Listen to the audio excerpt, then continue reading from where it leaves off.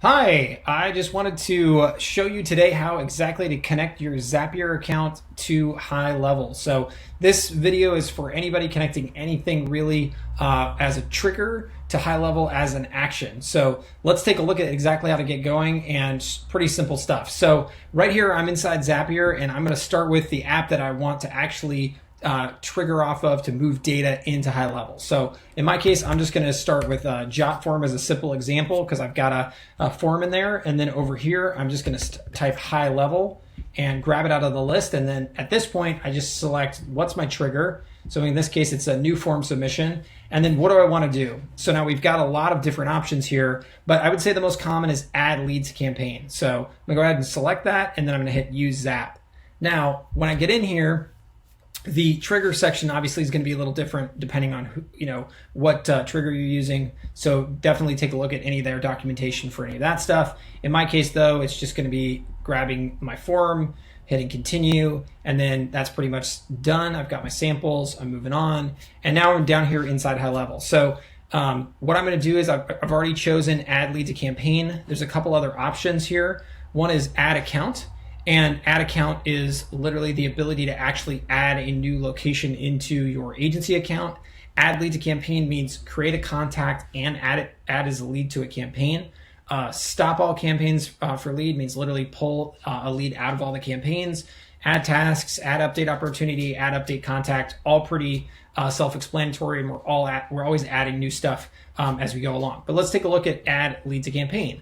So after we select that, the very next thing we're going to need to do is actually connect our HighLevel account. So where in the world do we get our API key?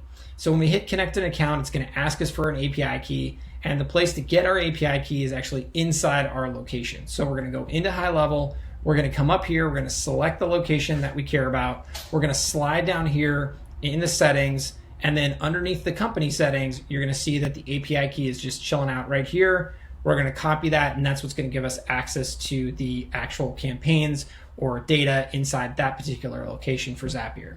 So we come back, we're going to paste it in, we're going to get our connection, we're going to hit save and continue, and then now we're going to set up our template.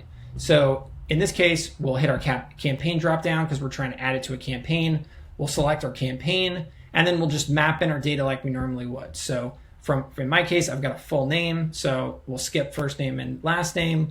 We'll do full name, and then in my case, I also have phone number, and I have an email address. So I'll just map those in. We have a ton of additional fields. We'll even actually pull in things like your custom fields. So as you scroll down, you can see I have a ton of custom fields for testing that you can use. And then all the way here at the bottom as well, just one I wanted to mention is the event date and time.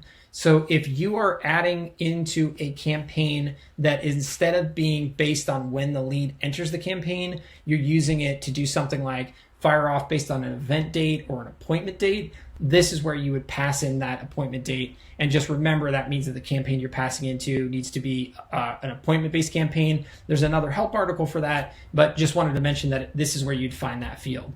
So at this point, it's pretty simple. In my case, this isn't an events campaign. It's a standard campaign. I've mapped in my 3 data fields. I've chosen my campaign. I'm just going to come down here. I'm going to hit continue, and then I'm going to go ahead and test this step. So then after you hit send test to HighLevel, then you're going to go ahead, successful. Be sure to turn your Zap on, otherwise this won't work.